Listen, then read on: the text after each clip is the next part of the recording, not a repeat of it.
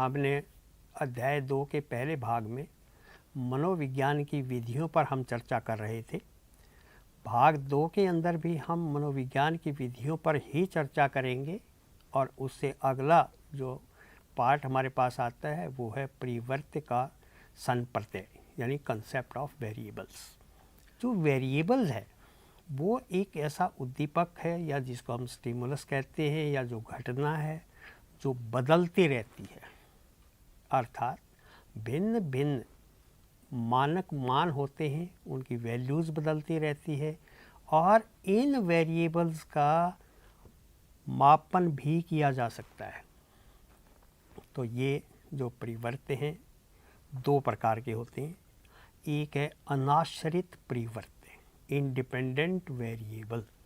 ये वो वेरिएबल होता है, परिवर्त्य होता है जिसको अनुसंधानकर्ता नियंत्रित कर सकता है, उसको घटा भी सकता है, उसको बढ़ा भी सकता है। दूसरा होता है हमारे पास आश्रित परिवर्त्य, डिपेंडेंट वेरिएबल। ये ऐसा व्यवहार है जो अनाश्रित परिवर्त्य में जो प्रभाव है वो हमारे प्रेक्षण पर किस प्रकार से आता है, यानी कि जो हमने इंडिपेंडेंट वेरिएबल पे बदलाव किया तो उसका व्यवहार पर क्या प्रभाव पड़ा, ये हमारे पास डिपेंडेंट वेरिएबल है।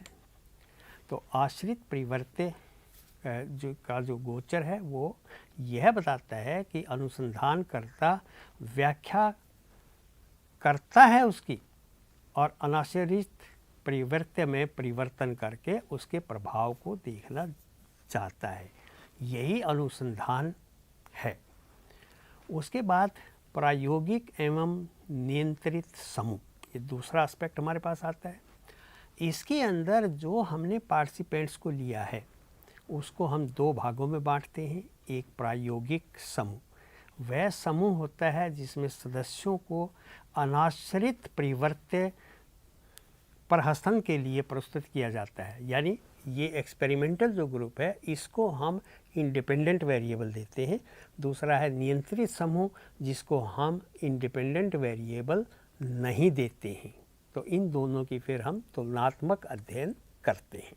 तो इस प्रकार से प्रायोगिक और नियंत्रित ये भी समूह के अंदर जो सहभागी हैं, जो पार्टिसिपेंट्स हैं, इनका जो हम सिलेक्शन करते हैं वो रैंडमली करते हैं। रैंडमली का मतलब है इनका जो वितरण है वो किसी नियम से नहीं होता और उसके अंदर जैसे लिंग है, योग्यता है, कोई भी जो रूप है वो समान रूप से वितरित होता है दोनों ग्रुप्स के अंदर, उसके अंदर कोई अंतर नहीं होता है। तो एक समूह के अंदर जो चयनित हैं उनके सब के एक सिलेक्शन होने की, चयनित होने की संभावना एक समान रहती है। तो इसलिए हम इसके अंदर रैंडम वितरण से ही समूहों का जो पार्टिसिपेंट्स हैं उनको हम निर्धारित करते हैं। उसके बाद आता है हमारे पास बाह्य परिवर्त्यों पपा नियंत्रण। मनोविज्ञान में एक बहुत आवश्यक है कि जब भी हम कोई अनुसंधान करते हैं तो अनुसंधान के लिए हमें बहुत से बाह्य कारकों को नियंत्रण करना पड़ता है। जैसे मान लीजिए कि बाहर शोर बहुत अधिक हो रहा है या तापमान बहुत अधिक है, तो वहाँ पर जो पार्टिसिपेंट है वो एक इंडिपेंडेंटली मतलब बिना किसी भी अवरोध के अपने उत्तर नहीं दे सकता। इसलिए ऐसे कारकों को हमें नियंत्रित करना पड़ता है। जैसे ध्वनिरोधी जो स्थान है वहाँ पर प्रयोग किया जाए या वातानुकूलित वातावरण के अंदर प्रयोग किया जाए। और इस तरीके से हम अगर सारे कारक हम नियंत्रण नहीं कर सकते तो कम से कम जितनी देर प्रयोग चलता है उस प्रयोग के समय में एक ही जैसी परिस्थिति रहनी चाहिए। तो इस प्रकार से जब ऐसी परिस्थिति पैदा की जाती है तो हमें सबसे अच्छा पद्धति इकट्ठा करने का मौका मिलता है। उसके बाद आता है हमारे पास प्रयोगिक विधि की त्रुटियां, यानी इसकी आलोचना।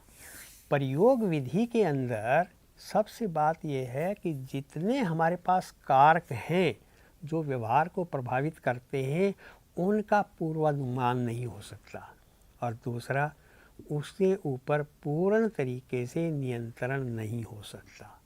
तो ऐसे परिणाम हो सकते हैं जो वास्तविक परिस्थिति के अनुकूलन नहीं होती, तो इसलिए हमें उससे ठीक परिणाम प्राप्त नहीं होते। और ऐसे जो हमें परिणाम प्राप्त होते हैं, इसको हम निम्न बाह्य वैधता कहते हैं। प्रत्येक कारण का और उसका प्रभाव जैसा अध्ययन प्रयोगशाला के अंदर नहीं किया जा सकता। जैसे मान लीजिए कि बच्चों की पौष्टिकता, उनका न्यूट्रिशनल लेवल और उन बच्चों की बुद्धि यानी उनकी इंटेलिजेंस, इसका अध्ययन प्रयोगशाला में नहीं किया जा सकता। इसके लिए हमें वास्तविक परिस्थितियों में ही जाना होगा। तो इसलिए जितने भी हमारे पास रेलेवेंट वेरिएबल्स हैं, समस्त जो हमारे पास पड़ते हैं, उनको हम कंट्रोल नहीं कर सकते। उसके बाद आता है अक्षेत्र प्रयोग एवं प्रयोग कल्प।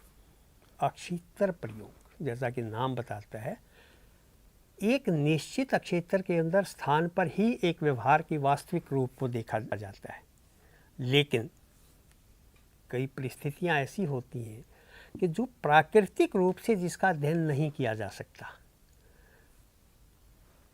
यानी फील्ड एक्सपेरिमेंट हर स्थान पर नहीं किया जा सकता। जैसे छात्रों का मैंने आपको बताया कि अधिगम प्रक्रिया पर अध्ययन के समय का प्रभाव, तो इस केस में हम वास्तव में विद्यालय में ही जाना होगा, लेकिन अगर हम ये चाहते हैं कि वो बच्चे जो किसी सुनामी के कारण अनाथ हो गए हैं, उनकी मनोविज्ञान पर क्या प्रभाव पड़ता है, उसके लिए हमें वास्तविक परिस्थिति में ही जाना होगा। तो कुछ परिस्थितियां ऐसी भी होती हैं जिसको हम कुछ फील्ड में और कुछ हम एक्सपेरिमेंट के द्वारा कर सकते हैं, जिसको हम क्वासी एक्सपेरिमेंट्स कहते हैं। जैसा मैंने आपको बताया, इसके अंदर परिवर्त्य ऐसे होते हैं जिनका नियंत्रण प्रयोगशाला में संभव नहीं है, तो हम प्रयोग कल्प विधि का प्रयोग करते हैं। जैसे भूकंप में अनाथ हुए बच्चों पर भूकंप का क्या प्रभाव पड़ता है, तो इसलिए हमें उन्हीं परिस्थितियों के अंदर ही जाना होगा। इसका प्रयोगशाला में इसका अध्ययन नहीं किया जा सकता। इस प्रकार प्रयोग कल्प में एक प्राकृतिक परिवेश, नेचुरल सेटिंग बनाई जाती है। स्वाभाविक रूप से पाए जाने वाले समूहों का उपयोग करके ही हम अनाश्रित प्रत्ययों को मैनिपुलेट कर सकते हैं। प्रायोगिक तथा नियंत्रित समूह का निर्माण किया जाता है, यानी उसके अंदर भी हमें ऐसे बच्चे सेलेक्ट करने होते हैं जिनके ऊपर हम किसी न किसी वेरिएबल को परिवर्तित करते हैं और उसका प्रभाव देखते हैं। अगला आता है हमारे पास सहसंबंधात्मक अनुसंधान, कोरिलेशनल रिसर्च। इसके अंदर हम आमतौर पर दो प्रत्ययों के बीच में क्या संबंध है, जैसे एक प्रत्यय हमारा पास है विद्यार्थियों द्वारा अध्ययन में लगाया गया समय, और दूसरा है उनकी शैक्षिक उपलब्धि, उनकी अचीवमेंट। तो इस केस में इनका परस्पर क्या संबंध है? अगर एक वेरिएबल बढ़ता है तो दूसरा भी बढ़ता है। जैसे बच्चे अधिक समय लगाते हैं पढ़ने के लिए, तो उनका निष्पादन भी अधिक होता है, उनकी नॉलेज भी अधिक होती है। कम लगाते हैं तो कम होती है। तो ऐसे रिलेशनशिप को हम हमेशा धनात्मक कोरिलेशन कहते हैं, पॉजिटिव कोरिलेशन कहते हैं। यहाँ अध्ययन के समय को मैनिपुलेट नहीं करना है, बल्कि केवल उनके परिवर्तियों के मध्य संबंध को जानना चाहते हैं हम। तो इस तरीके से हम दोनों में के साहचर्य एसोसिएशन, उनके आपस में क्या है, उनका आपस में संबंध क्या है, यानी दो परिवर्तियों के संबंध को जानना कोरिलेशनल कहलाता है। इसी को सांख्यिकी विधि से कैलकुलेशन करके कोफिशिएंट्स ऑफ कोरिलेशन सहसंबंध गुणांक निकालते हैं, जिसको कोरिलेशनल कोफिशिएंट कहा जाता है। मैं यहाँ आपको बता दूं कि ये नेगेटिव भी हो सकता है, ये कोई भी संबंध नहीं हो, इसकी वैल्यू 0 भी हो सकती है और पॉजिटिव 1 भी हो सकती है। तो जब हम बात करते हैं कोफिशिएंट ऑफ कोरिलेशन की, इसकी कम से कम वैल्यू -1 हो सकती है और अधिकतम वैल्यू +1 हो सकती है। तो इस तरीके से हम दो परिवर्तनों के बीच के संबंध का अध्ययन करते हैं। तो पॉजिटिव कोरिलेशन होता है, उसके बाद उसका नेगेटिव कोरिलेशन आता है और उसके साथ 0 कोरिलेशन भी होता है, यानी एक परिवर्त्य का दूसरे परिवर्त्य के साथ कोई संबंध नहीं होता। उसके बाद आता है हमारे पास सर्वेक्षण अनुसंधान, सर्वे रिसर्च। ये एक बहुत ही इम्पॉर्टेंट पार्ट है। जैसे हम ये चाहते हैं कि लोगों का किसी भी चीज़ के बारे में क्या मत है। मान लीजिए जैसे इलेक्शन का टाइम आता है तो हम देखते हैं कि किस राजनीतिक दल की ओर लोगों का रुझान है। तो हम यहाँ पर लोगों के हम किसी में लोगों के को मिलते हैं, सर्वे करते हैं, सर्वेक्षण करते हैं। ये विधि बहुत लंबी, ज़्यादा पॉपुलेशन के लिए भी प्रयोग में लाई जा सकती है, बहुत अधिक जनसंख्या के लिए भी प्रयोग में लाई जा सकती है। इसी प्रकार से जो अलग अलग हमारे पास विषय हैं, सामाजिक जो विषय हैं, जैसे मान लीजिए परिवार नियोजन है, पंचायती राज को अधिक शक्तियाँ दी जाएं या ना दी जाएं, इस बात को जानने के लिए हम सर्वे विधि का ही प्रयोग में, सर्वेक्षण विधि का ही प्रयोग करते हैं। तो इस तरीके से जो सर्वेक्षण है ये भी हमें एक पद्धति इकट्ठा करने के लिए, अनुसंधान करने के लिए एक बहुत अच्छा मेथड है हमारे पास, बहुत अच्छी विधि है, जिसको हम काफ़ी ज़्यादा पॉपुलेशन के लिए भी प्रयोग में ला सकते हैं। सर्वेक्षण प्रकार की सूची करने के लिए इसकी कौन कौन सी हमारे पास विधियां हैं, यानी सर्वेक्षण, अनुसंधान, सर्वे हम किस किस विधि के द्वारा कर सकते हैं। अब देखिएगा इसमें जो डिफरेंट मेथड्स हैं, सबसे पहला है व्यक्तिगत साक्षात्कार, यानी पर्सनल इंटरव्यू। लोगों से सूचना प्राप्त करने के लिए साक्षात्कार किया जाता है, यानी आमने सामने बैठकर साक्षात्कारकर्ता प्रश्न पूछता है और जो साक्षात्कार कर रहा है वो उसके उत्तर देता है। उसके आधार पर निष्कर्ष निकाला जा सकता है। 2 या 2 से अधिक व्यक्ति भी एक समय में इंटरव्यू के अंदर भाग ले सकते हैं, साक्षात्कार में भाग ले सकते हैं। कभी ऐसा भी होता है कि एक समूह ही दूसरे समूह का साक्षात्कार करता है। तो होता क्या है, जिस समस्या को हम जानना चाहते हैं केवल उसी से संबंधित प्रश्न पूछे जाते हैं। उसके बाद आता है हमारे पास साक्षात्कार के प्रकार, यानी टाइप्स ऑफ इंटरव्यू। एक होता है स्ट्रक्चर्ड, जिसको हम संरचित कहते हैं। जो संरचित साक्षात्कार है, और दूसरा है स्टैंडर्डाइज्ड साक्षात्कार, और जिसको हम असंरचित या अनस्ट्रक्चर्ड, अमानकीकृत साक्षात्कार कहते हैं। तो देखिएगा कि जो स्ट्रक्चर्ड इंटरव्यू है उसके अंदर इंटरव्यूअर पहले ही प्रश्न डिसाइड करता है, और कई बार तो ऐसा भी होता है कि उसके जो उत्तर हैं वो भी पहले ही डिसाइडेड होते हैं। लेकिन जो अनस्ट्रक्चर्ड होता है उसके अंदर कोई क्रम नहीं होता, प्रश्न का कोई क्रम नहीं होता, लेकिन पहले जो स्ट्रक्चर्ड है उसके अंदर प्रश्नकर्ता को प्रश्नों का क्रम बदलने की स्वतंत्रता नहीं है। लेकिन जो अनस्ट्रक्चर्ड है उसके अंदर इंटरव्यूअर को प्रश्नों का क्रम बदलने की भी है, उसकी भाषा भी बदलने की उसको स्वतंत्रता होती है। तो इस प्रकार से जो हमारे पास साक्षात्कारकर्ता को प्रश्नों की शब्दावली में तथा उनसे पूछे जाने वाले क्रम में कोई परिवर्तन करने की स्वतंत्रता नहीं होती, लेकिन कपितय दशाओं में, यानी इन सम केसेस, इन प्रश्नों की प्रतिक्रियाओं को बदला भी जा सकता है। तो ये था, जैसा मैंने आपको बताया कि जो उत्तर हैं यानी उसके अंदर क्लोज एंडेड क्वेश्चंस होते हैं। यहाँ पर जो साक्षात्कार में जो भाग ले रहे हैं व्यक्ति, उसकी कोई भी पर्सनल कोई उसका भी उत्तर नहीं होता।